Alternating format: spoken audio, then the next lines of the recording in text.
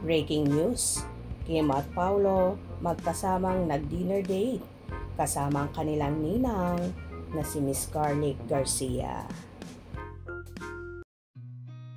I've seen a lot of change, been through a lot of pain. Some things are not the same as they were a year ago, but all will be okay.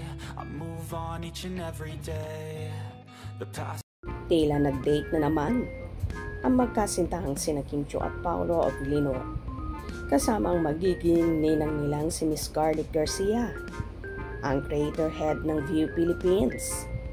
Nagbahagi nga si Miss Scarlett ng short video at mga larawan kung saan kasama nga niya sina Kim at Paolo na nag-dinner. Tila na-miss naman ni Garlic ang dalawa at naging date na rin ng Kim Pao ang naturang dinner na yon.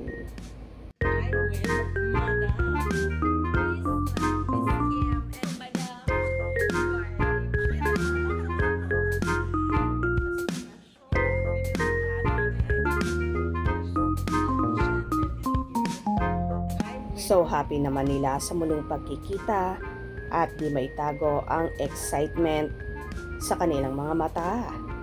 Very soon kasi ay mag-i-start ng mag-shooting sina Kim at Paolo ng first movie nila, ang My Love Will Make You Disappear, na nabanggit nga kamakailan ni Kimi na planchado na ang lahat at malapit na silang mag-start, lalo pa tapos na raw ang Ghost Month, ang August. Kaya habang may free time pa ang Kim Pao ay todo na rin ang ginagawa nilang pagbabanding at paggala para sulit ang kanilang memorable moments.